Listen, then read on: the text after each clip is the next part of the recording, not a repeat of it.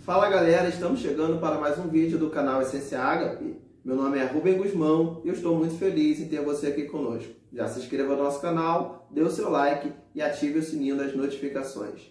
Hoje nós estaremos respondendo a pergunta da Miriam, de Volta Redonda, Rio de Janeiro, que faz a seguinte pergunta. A Bíblia diz que ninguém jamais viu a Deus. E diz também, Jesus respondendo a Felipe, que quem me vê, vê o Pai. Não existe uma contradição entre esses dois versículos? E para respondermos então essa indagação, nós vamos aos versículos em questão. O primeiro deles encontrado no Evangelho de João, capítulo 1, verso 18, que assim está escrito. Deus nunca foi visto por alguém. O Filho unigênito que está no seio do Pai, esse o revelou. Então, o verso 18 do capítulo 1 de João, dizendo que Deus jamais foi visto por ninguém. Deus nunca foi visto por ninguém.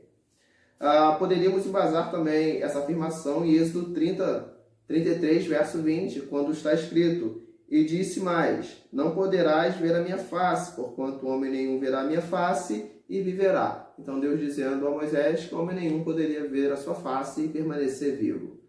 E aí, esses dois versículos, da qual está dito que homem nenhum poderia ver a face de Deus, aparentemente entram em contradição com o capítulo 14 de João, quando no verso de número 8,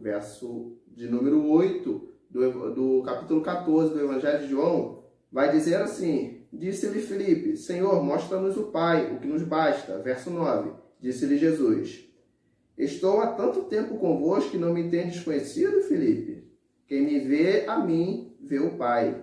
E como dizes tu, mostra-nos o Pai. Então, esses versos 8 e 9 do capítulo 14 do Evangelho de João, vem nos dizer que Cristo responde a Filipe dizendo que quem o via, via ao Pai. Então, quem estivesse vendo a Cristo Jesus, estava vendo a Deus. Porém, o versículo 18 do capítulo 1 do Evangelho de João vai dizer que homem nenhum jamais viu a Deus. Ou até no verso 20 do capítulo 33 de Êxodo, vai dizer que homem nenhum poderia ver a face de Deus e permanecer vivo. Como conciliar esses versículos? Como explicar, visto que existe essa aparente contradição? E aí nós precisaríamos compreender então a fala de Jesus e a fala do Senhor quando direciona-se a Moisés, e a fala também descrita ali no capítulo 1, verso 18 do Evangelho de João. E nós compreendemos isto observando a carta aos Filipenses. Filipenses, capítulo de número 2, no verso 7, vai dizer que Jesus esvaziou-se de si mesmo, fazendo-se semelhante aos homens, tomando a forma de servo. Ele esvaziou-se de si mesmo. E a pergunta fica, do que Jesus se esvaziou? E aí nós vamos ao Evangelho de João, capítulo de número 17, no verso 5, quando Jesus ora ao Pai dizendo assim, E agora glorifica-me tu, ó Pai, junto de ti mesmo, com aquela glória que tinha contigo antes que o mundo existisse. Então Jesus tinha uma glória junto do Pai.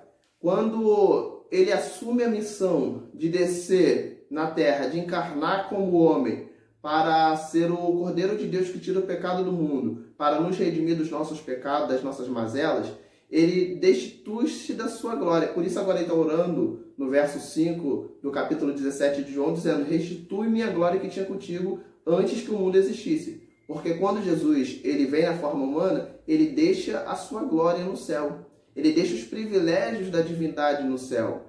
Então, quando nós temos Êxodo 33, 20, falando que homem nenhum poderia ver a face de Deus e permanecer vivo, está se falando da plenitude da glória de Deus. Ninguém pode contemplá-lo em toda a sua majestade, em toda a sua glória, em toda a sua santidade.